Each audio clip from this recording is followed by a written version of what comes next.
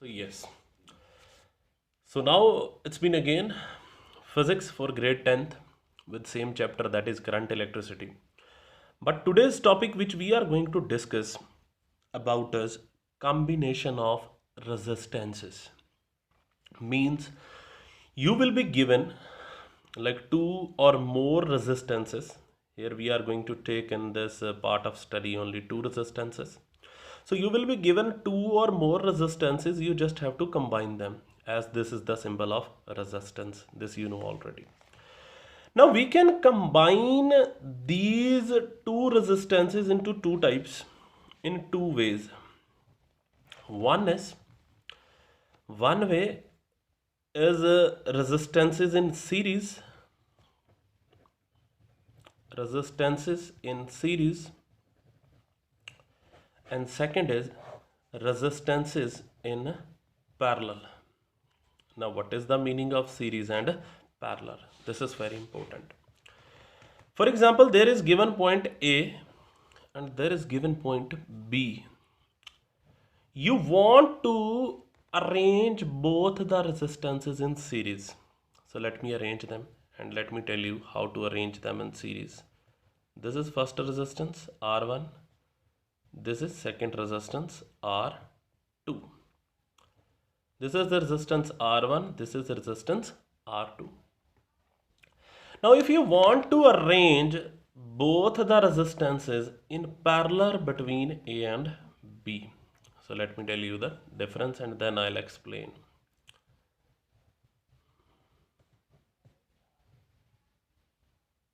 This is for example R1 resistance and this is for example R2 resistance.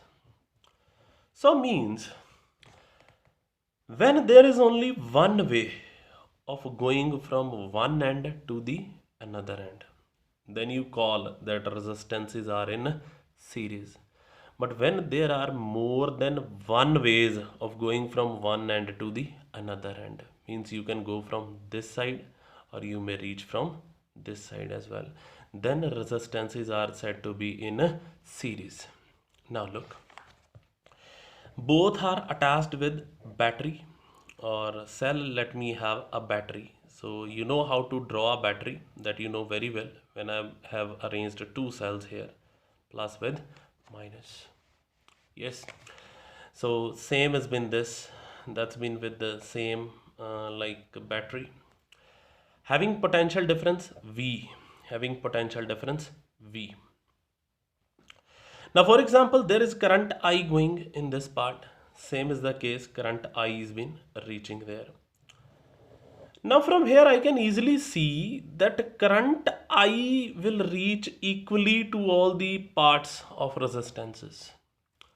But here current I is being divided into two parts, I1 and I2. Means sum of these two currents I1 and I2 will always be equals to this current. If there is a third current, then the sum of all three. If there are four currents, sum of all four will be equals to I. But here everywhere current will be same. But there is a difference of potential difference. Means the first, if bulb is there, that will glow with very light, because potential difference is more. Then it keeps on decreasing. Means potential differences are different at every point. Means if you have seen like those Chinese lights, small lights which we have even in marriages and for decoration purposes, the first bulb glows with very high light, second with less, third with less, and fourth with even more lesser, because the potential goes on decreasing. But here the potential is the same everywhere.